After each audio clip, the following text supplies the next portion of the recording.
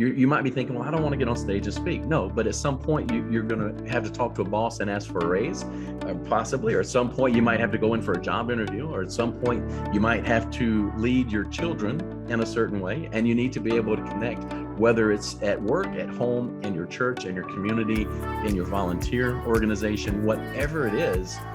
This skill will absolutely benefit you and your ability to lead and influence others.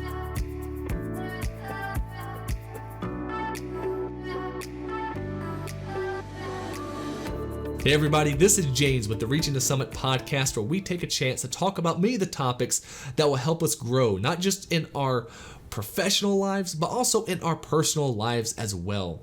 Now don't forget, if you enjoy these kind of videos, make sure you leave a like on whatever platform you might be watching this on, whether it be on Facebook, YouTube, or whether you're just even listening to one of the audio versions. Make sure you leave a like, subscribe to a channel, and more importantly, if you know someone who might get a lot out of this information, share it to them as well. Just click the link right below, share it to them. It really does help us out a lot when you share this content out to others.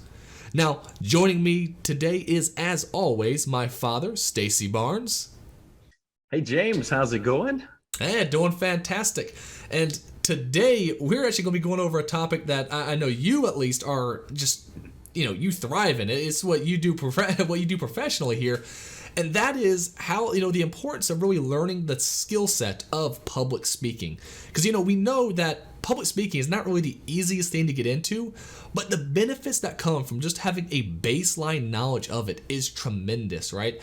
I mean, I know a lot of people out there are probably thinking, heck no, I'm not getting in front of anyone. I can't stand crowds. When I was in high school, I couldn't even do a presentation. You don't have to actually be like the next Tony Robbins. It's just that having that baseline knowledge can actually open up so many doors for you that you just wouldn't even begin to believe.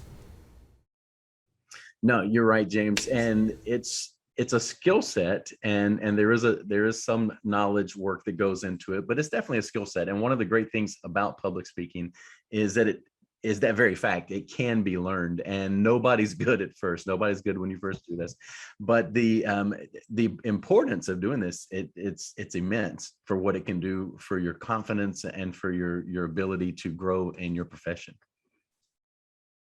Yeah, and again, so many people out there have this just fear of it, just this terrible fear. I think like in the top 10 list of like most fears, it ranks above like spiders, it ranks above claustrophobia, it ranks above death itself. It is the number one fear people have. I mean, there's people out there who would rather be bitten by a snake in the tight corners while at the same time they have a chance of dying.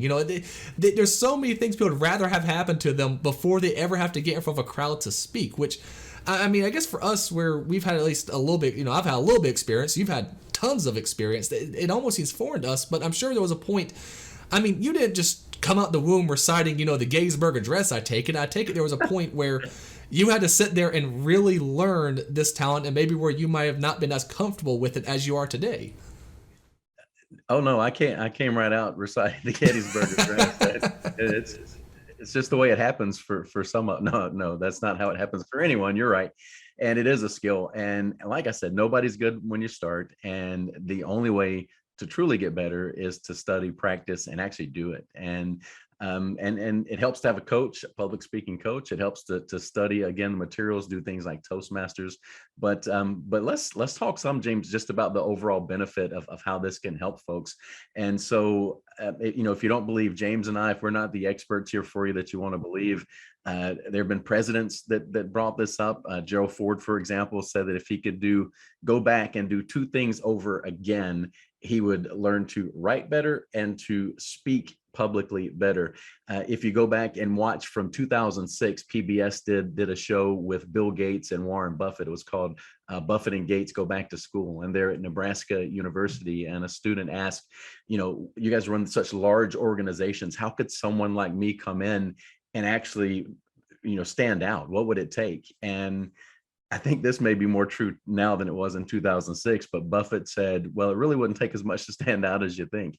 But he went on to say, that one skill set that would help everyone stand out, that would help anyone advance in their career, was again the ability to speak in public. And if you can get on stage, if you can stand in front of a group and you can carry that group, and if you can make it about the audience and really connect with the audience, it's going to increase, one, your self-confidence will go through the roof, which is just again so beneficial in anything that you're going to do, is to have the confidence and the faith that you can carry forward. So building self-confidence and ego is very important.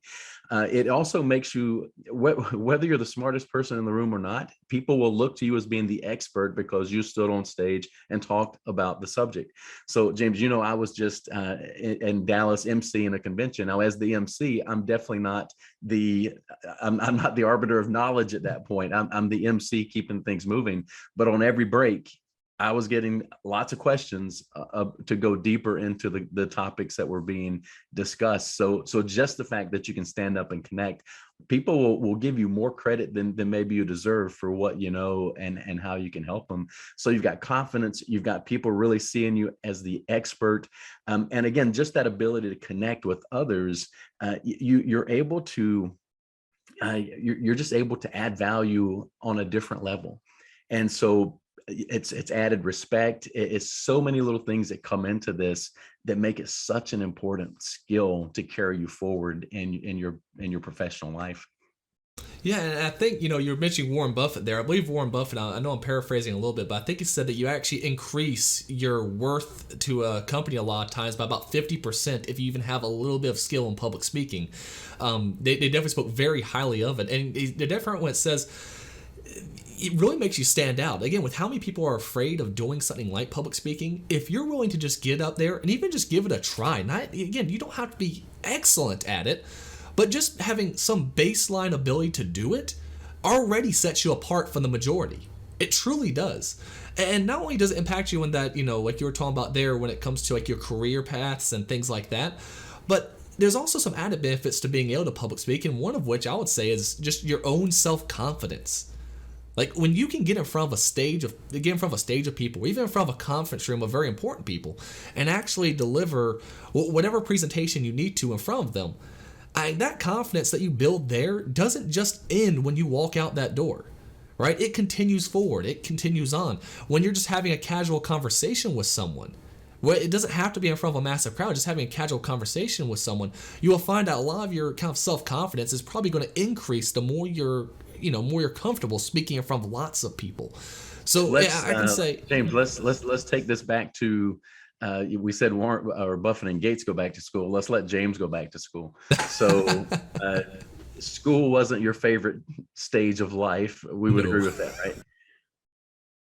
But how much did working on that senior project and working on the speech that you had to give, and that wasn't to a massive audience, it was to I guess kind of like a board of directors type of a thing that you had to present your case. And I didn't help you a lot. What were the things that I helped you on? Well, I mean, the one I can even say, first off, just so people have kind of a background here, I was deathly afraid of speaking. Like, I could not get in front of anyone to give a speech. You would ask me to say the blessing, and I'd about to have a panic attack. I couldn't speak in front of anyone whatsoever. I couldn't even imagine getting in front of even a camera like this and doing something like I'm doing right now back then. But we had that senior project, and what it was is that, again, we had to give a presentation on it could have been about almost any subject that we were passionate about. And one of the tips I know you really helped me out with was, for one, finding something that I was a bit passionate about, especially at that time, because it allowed me to be more comfortable speaking about it. And I did my senior project, of all things, on competition barbecue. And, funny thing, of course, one of the people who had actually judging my presentation, however, was someone who was from a culinary college who was trying to get people, of course, go to that college. So it was interesting having to give that presentation to him.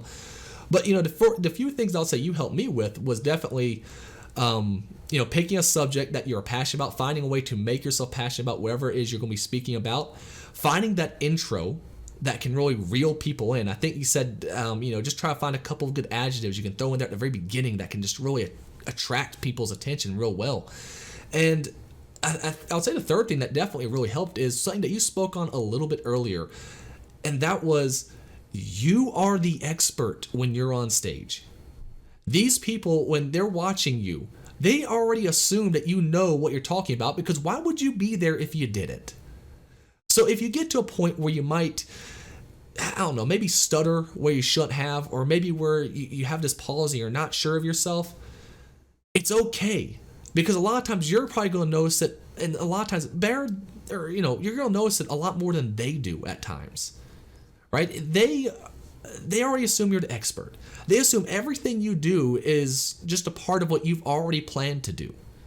So if you start going off on the tangent you didn't mean to, you can bring it back in, and a lot of times they might never even know.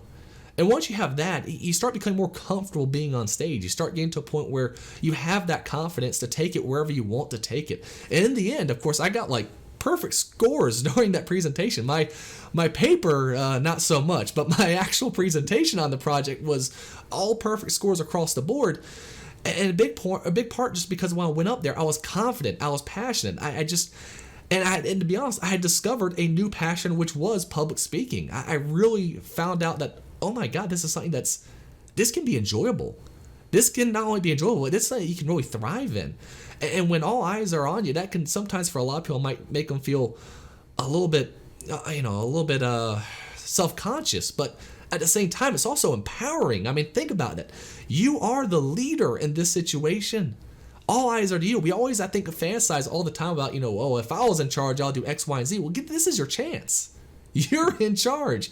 You get to lead this group in something that, either you might be not as passionate about it as I was passionate about, competition barbecue, but I'm sure you have opinions on this subject that you would love to share to people. And now you get to take charge. You're that leader. You are living out that fantasy I think a lot of us have of being, the leader of our groups. And so it's just a chance that, once you get into it and once you start making those advancements, you'll be surprised, I think, at how much you might actually find yourself enjoying it, and no longer fearing it nearly as much. Yeah, I didn't know what I was going to create, but because now I can't get you to stop. You'll just talk and talk and talk. But if you remember what one of the things I told you, I said, how do you think everybody that they see is going to start their speech? They're all going to start it the exact same way. And you said, yeah, well, I'm probably going to say my name is. I was like, yes, yeah, so don't do that. Let's give them something different. And we just thought about what they would like to hear, because, man, these folks get kind of tired of listening to seniors give their presentations all day long. Let's give them something different. Let's have some fun with it. And we had some fun with it. And you found a new love for public. That part made me very happy. And we've worked together. We've shared the stage together since then in multiple occasions, and had a good time doing it and been paid to do so. So not only do you get the benefits that we've talked about of career advancement, which is nice too, but you can actually just get paid to go out and train and talk, and it's a lot of fun. Like you said, it's an awful lot of fun.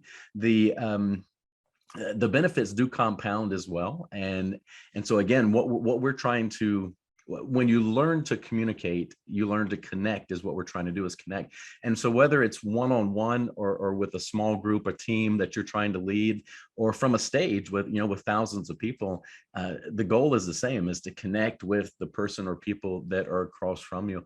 And again, it is a skill. You can learn to connect better, and it's all about crafting a speech. The other thing that I taught you in that speech was, once we've got the hook, we're going to follow up with stories. We're not going to memorize a speech. You're going to tell a series of stories that make your points, and you're going to have teaching points, and then you're going to hit your closing really hard. When you tell stories, you connect. Most of the people in the audience, their behavior style, their communication style is one that's more of a feeling, emotional, people-oriented type of a style. So in a big group like that, or in any group, your odds are much better of connecting if you go in with kind of an easy storytelling type of a style. I mean, there's a reason that parables worked so well for Jesus, right? I mean, he taught in stories. I think we can learn the lesson not just of what he taught, but how he taught what he taught, and tell a few stories. But you did great. You got the A+, and we moved on from there. Yeah, and again, it really did open up so many doors in the future. And it's not like when I say I got A+, it wasn't that I just was instantly, the next great speaker or anything like that. But what it was is I was able to set myself apart from everyone around me to such a level that, of course, it impressed. And that's the big thing. And it's also why this is a skill that you really should practice. You know, I think you also mentioned something to me one time where you said every great speaker started off as a terrible speaker, right? This isn't something that people are just naturally supposed to be good at. It's okay to be bad at this. It's really okay to be bad at this. You know, me and my wife also did, public speaking as well. We had a little group inside the company we were both working in where we had people come in and we did, mock presentations and things like that. It was amazing. Just after you would see someone come in, and I'll be honest, their first speech was just awful. It just was terrible. But after about the third time with them up there, you start seeing them become more confident. You start to see a little silver linings appear here and there. And by the fifth time, they were just taking it on themselves and they were doing a great job with it. This is something that it takes practice. It takes time. But if you really commit yourself to it, and if you really do try to learn the craft, and it is a craft, then it's amazing how far you can go with it. Again, I would not consider myself nearly on the same level you are, but even at the level I'm at, the amount of doors it has opened up I can't even count at this point. Not only did it let me have a pretty great career, of course, in one industry, but it also allowed me to then switch careers into nonprofits and political organizations, which allowed me to then speak in front of very important people, very important people actually. And it's amazing where I'm at today because of that one skill set that has helped set me apart from people around me, even though, like, again, I would not consider myself an amazing speaker, but just actually practicing and having that baseline skill set does so much for you. However, I do have to ask, because obviously not everyone's going to have someone like you right next to them to directly tell them exactly what to do here, and here, and to help them along this path. What are some resources people can, I guess, kind of utilize to, have a chance to really improve their skill set anyway? So as a as a business coach, this is a little self-serving, but regardless of what you do, everyone needs a coach. The greatest athletes, they don't stop having a coach. They still have coaches throughout their career. And I, as a coach, also have a coach. I have a business coach. I have a speaking coach. My speaking coach is Roddy Galbraith with the John Maxwell organization, and I've learned tons just from him through the years. Especially, he's always good at keeping the focus on it. It's not about what I want to say. It's about the audience and what they need at that time. It's always, they have to be at the center of everything that we do. So again, whether it's one person, a handful of people, or thousands of people, it's always about them. But having a coach is nice, and they can walk you through and get your mindset right and get you going. Things like Toastmasters. I know you did that for a bit, and I know Kat was she was president. You said that she did a little public speaking, but she was president of the local Toastmasters. I think actually the youngest president chapter they had in that, or youngest president they've had in that chapter. Yeah, what was she, 22, and the president? I think she was younger than that. I think she was 21 at that time. Yeah. So, but Toastmasters is great. One of the, probably the best public speaking class I had was through Dale Carnegie. And I'm not sure what they call their class now. I'm pretty sure back then it was called Impactful Presentations. And it was incredible how good that was. It was worth 5 times what I paid for it. But with that one, from the minute you stepped in the door, you're talking and they're recording. And you get to go back and watch the videotape, and that's always very uncomfortable. But going back and watching yourself is a very big part of improving. And like we've said from the beginning, nobody's good at first. I was horrible. The first few times I tried to get up and speak to anyone other than in school. I was pretty good in school, which made me think I'd be good elsewhere, and it didn't turn out that way. Because after the first couple of times outside of a school setting, the response was more of, bless his heart kind of a response. But I kept at it. I enjoyed it, and I kept at it, and eventually got better. But the Dale Carnegie class, the Toastmasters, and then just doing it and understanding that the greatest learning model that we have as humans is you try, you fail, you learn, you try again. It's the greatest model ever. It's how little James is learning to do all sorts of things right now. He tries things, he fails, and and then he tries again until he gets it. It's how he's going to learn to walk. It's how he's going to learn to ride a bike. It's how we learn to do anything. So don't be afraid that if you feel like that it didn't go the way you wanted it to, that's a great thing, because now you've learned something that you're going to do better next time.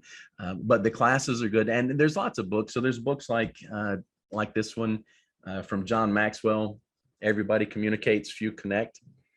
Yep, there it is in the background too for you. I mean, there's books out there, but you don't become a better speaker by reading books. They can give you the tips of some things to do, some exercises to take. But that one's a good one. It takes you. What I like about that one is it's not just about from a stage. It talks about how can I connect better in every situation, regardless of whether it's one-on-one or one-to-many.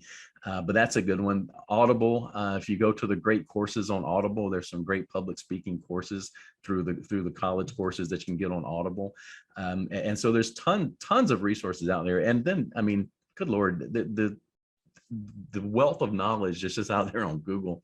You can get anything. And what I love the most, you can, whoever your favorite speaker is, you can find them on YouTube and catch their greatest hits, whether it's Les Brown or Jim Rohn or Zig Ziglar or any of the greats. You can go and listen and watch how they do things and learn.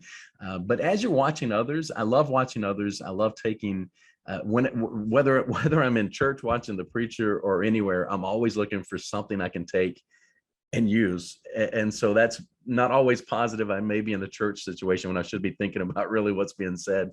But if I really get something, I'm going to take it. But what I want you to avoid is, if you're watching someone you really like, it's not about becoming that person. You still need to be you. It's got to be very natural. It needs to be you. Be yourself. And let yourself come out in your stories that you tell from the stage. Trying to be someone else you might fool a couple of people, but it's not going to last. Yeah, kind of in the same way of like, if you went to school for like acting, when you watch actors, you'll look at it in a completely different light, where you start picking out weird things here and there. Like, if you start learning how to do something public speaking, every single time someone does a presentation, you're watching it just totally differently than you normally would. You're thinking, oh wow, they really hit that pause so well. Like, you're looking at just very little things that you never would even think of sometimes. So it's actually, I've definitely done the same situation in our church as well. So when Jennifer, Megan, and I were on the mission trip that we took a few years ago, we were in one of the churches, and the guy that came out, he started, and it was only a couple of words. It was very slow, and it was starting. And my first thought was very selfish about, man, this is going to take forever, and I'm really worried about this guy. I think something's wrong with him. And he kept going, but all of a sudden it started to build, and it started to build, and it started to build. And man, when he hit the crescendo, he had every ear, every eye, every person in that place was right there. And I started taking a few notes, and that's when your mom looked over and she goes, "Are you taking notes about the message or about how he's presenting it?" And it's like, well, both is kind of what I said. But it was just incredible how something like just a cadence or a pause, it's very powerful how those kind of things can bring the audience in and help you connect better. Yeah, and there's one more resource I think is good to mention. So one of my friends, and you know him, he was the best man at my wedding. He is not someone that you would consider a public speaker, let's say. He very much, he just does not like it at all. But what I convinced him to start doing is just doing actually videos online, which, I'll be honest, this might sound a little bad, but I'm actually surprised at how good the ones he's made so far are. But he's passionate about film, right? He's passionate about movies, and so he started doing film reviews. Now the funny thing is as he started doing more of these reviews online, his regular ability to speak in front of like different groups at work apparently has also seen probably a substantial increase as well. I can tell by the way he just talks when we're either like live streaming together or some other stuff. He does seem to be a lot more comfortable just speaking in general. And I really think, whether he realizes it or not, I really think it was actually I think by just making videos and actually, like you said, recording yourself, and of course then you have to then hear your recording and figure out, okay, what am I doing right, what am I doing wrong. I think that does also have a great impact. So if you have a subject you're really, really passionate about, even just making a simple video, like you don't have to go into it to actually like make a career on YouTube. I'm not saying anything like that, But just making videos and putting them out there like that, I actually think, can really help benefit you a lot, because you're taking a subject you're passionate about. And like I said during my example, I was passionate about competition barbecue. It made it a lot easier for me to then talk about it, which then awoken something in me to then want to pursue public speaking at a larger level. So we have so many opportunities around us that I don't think always take advantage of, that we could be doing also in our spare time. And that's, a very important thing here. This insight that you should only be doing when you're at work. Like, you shouldn't only be trying to get better while you're at work. You should be trying to get better all the time. What are you doing in your spare time to just help, grow as a person, grow your skill sets? What are you doing when you're not on the clock? Because that's what's really going to matter at the end of the day. Yeah. And, I keep referencing one-on-one or to a large group. The key to this is the ability to speak. It's going to increase your influence in every level, which is going to make you a better leader, because leader is influence, nothing more, nothing less. And so it's going to make you a better leader. And you might be thinking, well, I don't want to get on stage and speak. No, but at some point you're going to have to talk to a boss and ask for a raise, possibly, or at some point you might have to go in for a job interview, or at some point you might have to lead your children in a certain way. And you need to be able to connect, whether it's at work, at home, in your church, in your community, in your volunteer organization, whatever it is. This skill will absolutely benefit you and your ability to lead and influence others. I think one of the things that frightens people the most is, we've all had the experience where you get up and your mind goes blank when you're in front of a large group of people. And so, a big part of improvement is the ability to, again, like I told James, we speak in stories, that helps.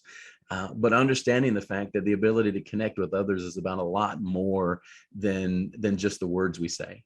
And so there was a study done, and what it proved was that about 55% of our ability to connect with others was the body language and the way we carry ourselves, and the way people visually see us. Vision is the strongest of all of our senses. And so vision is very, very powerful. And so what people see really matters. And so your ability to connect with anyone is about 55% based on your body language and how you carry yourself. And then from that point, 38% was tone. And so if we do the math, it really only left about 7% that could be attributed to the actual words that we use. And I don't want to downplay words. Words are very powerful, and we need to use the right ones. But we have to use the right ones in a way that's going to connect and really stick with the folks on the other side. And so again, the pauses, and then the cadence, not being monotone, all those things matter. But that fear of when you've frozen up in the past, odds are you were really focused on the words, and you were worried, I'm going to say the wrong word. And so you write out these 4 or 5 pages of a speech, and you try to memorize every single word. That's a very difficult way to do business, because who can memorize 5 or 6 pages of words for a speech? You can try it over and over and over again, but if all you're worried about are the words themselves, as soon as you forget the first one, your body goes into fight or flight. It's physiological, it's biological. The oxygen literally leaves your brain and goes to your extremities, because your brain is saying, Hoss, you're in trouble. Something's wrong here. I gotta protect you. It's kind of funny, because when we do kind of more, I guess you could say, freestyle videos like this, where we're more having a conversation, I do find it easier to actually communicate than whenever I'm doing a scripted video. When I'm doing a scripted video, I fall apart sometimes. I'll be honest. There's a lot of points where if I'm doing a thing that's actually very well scripted, like word for word, I have to re-record it about 7, 8 different times, because I keep losing my place and losing my train of thought a lot more than when I'm just sitting there going, okay, so here are the bullet points here.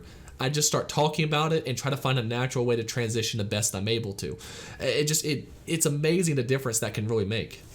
Stories with teaching points, because if you're telling a story, you don't have to tell it the same way twice. James, you know how many times I taught the new franchisee training for Liberty, and how many times I told some of those same things over and over and over again. But I don't know that I ever said the exact same words twice with any, because I'm telling a story, and based on based on what they told me as we're introducing ourselves at the beginning, based on what I hear, that becomes part of the story. You just tweak it here or there. It connects better with them. You get the same message across, but I'm not worried if I misspeak or say a word. When you're trying to remember that script where you're trying to do something specific, as soon as you forget that first word, your whole brain just shuts down because it tells you, hey, something's wrong here. And it literally will shut down. And so brain freeze is a real thing when you're on stage. And so again, tell the stories, man. And every story has a teaching point. We don't tell a story just for the sake of telling it. It has a teaching point. So even if it's humorous, the point isn't to be funny and to make them laugh. That is a very good thing to do. But there needs to be a teaching point that goes along with each thing that we do. We're going to be very intentional, but we're going to be a little bit looser with the story so that we can do a little different with each and every group and make it for them and not just about something that I want to say. And just I can't tell you. Little pauses here and there. Little pauses here or there where you're going and you just, and even though you're going to say the exact same thing, if you just stop and look at the group and say, I think what this group really needs to hear. And then you say the same thing you told every other group, but all of a sudden you bring them back to you. They think that, hey, this is specifically for me. You bring them back to you. It's just little techniques that you intentionally put into your stories, and bam, all of a sudden people are like, man, that was solid. That's pretty good. And it's funny because I can't tell you how many times I've had someone come up after, like, you do one of those trainings where they've said, I've heard your dad speak on this exact training, I think about a dozen times, but every time he makes it he makes it work. I don't know how. It's every time it's just so good. And I know it's a big part of it is just that, is that you might tell a similar or same story, but it's the way you tell it changes.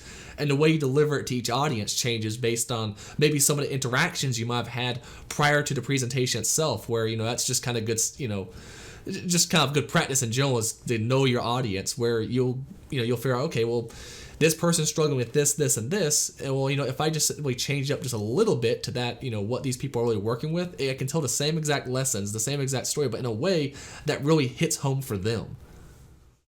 Yeah. So when we do the next one of these and Billy can enjoy us, can join us, we'll have to ask him a few questions because he's spoken to more groups as a pastor than either of us or both of us combined, maybe. So he couldn't join us today, but we're going to bring him in. And so maybe before we start the next topic, we'll let him chime in with a few tips and techniques. That sounds good. Any more closing thoughts?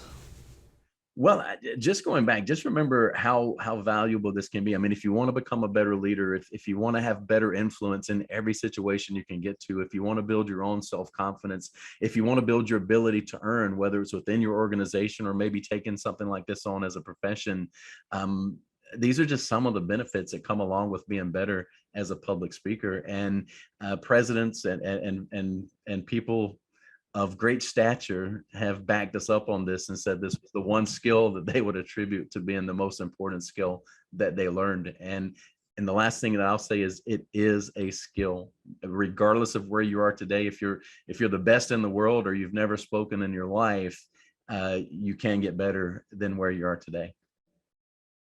And that is definitely true. I can definitely attest to that. Well, hey, thanks so much for popping in.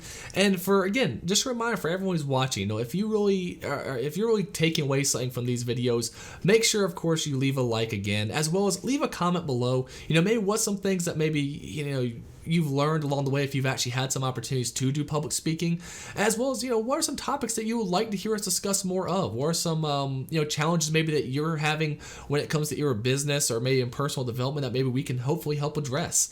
And of course, don't forget, we have a Facebook group. It'll be in the links below. Definitely go and join that, as well as go and subscribe to the YouTube channel as well for a lot more content. I believe we actually have one of your public speeches or public speaking events actually up on there. So if you're interested in kind of saying a little bit about what Stacy does, feel free to go to YouTube. There is a video of that as well.